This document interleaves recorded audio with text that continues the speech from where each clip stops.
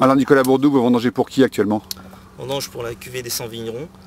Cette cuvée est destinée à l'élaboration de 10 000 bouteilles qui servent lors des manifestations de la Grande Tablée et des Foulées du Champigny. Voilà, tous les vignerons amènent leurs raisins ce matin à raison de 12 à 15 kg par hectare.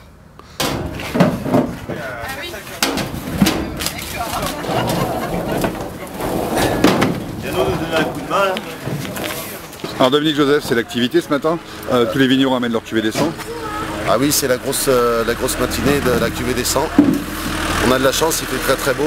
Les raisins qui sont apportés par tous les vignerons sont super sains. Donc on est content en espérant que ça fasse encore le bonheur de tous les Saumurois et toutes les personnes qui vont pouvoir être ambassadeurs de cette cuvée. Alors il y a combien de vignerons qui amènent des raisins? On appelle ça la cuvée des 100 vignerons. On est toujours autour de 80 vignerons qui apportent généreusement tous leurs raisins. Donc là c'est casse-croûte. Discussion sur le millésime. Ah, forcément à chaque fois c'est le petit rendez-vous de tous les vignerons et forcément on parle vendange, on parle millésime. Avec un millésime dont on a été obligé de partir un petit peu tôt pour certaines parcelles. Puis maintenant que le beau temps est revenu, on ne se presse pas, on attend que ça mûrisse encore un petit peu. Alors Jean-François Liégeois, vous êtes œnologue chez Langlois Château, vous recevez la cuvée des 100 vignerons que vous allez vinifier. Quel type de cuvée allez-vous faire?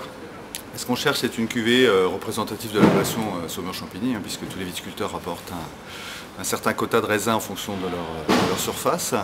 Donc nous, ce qu'on va chercher à faire, c'est un vin qui est représentatif du Saumur-Champigny, c'est-à-dire sur le fruit, avec une structure veloutée, quelque chose de très agréable, très souple.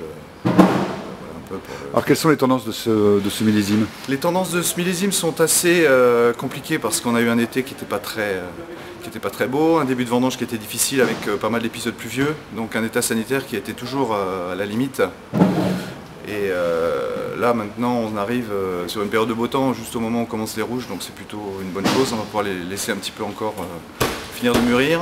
Les caractéristiques de la vendange cette année présentent une petite hétérogénéité sur les raisins, ce qui peut être un petit peu problématique dans les vinifications. Mais bon, avec le beau temps, on garde espoir et on espère finalement que ça finisse de mûrir complètement.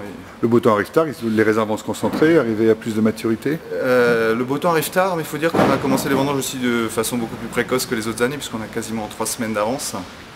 Donc c'est vrai que on a souvent un mois de septembre qui est quand même relativement joli dans la région. Cette année, ça commence plutôt vers le 15-20, effectivement. En général, ça commence plutôt début septembre. Bon, c'est les conditions de l'année, on fait avec. Tous les ans sont un peu différents. Donc rendez-vous au mois de février pour goûter? Voilà, tout à fait. Merci.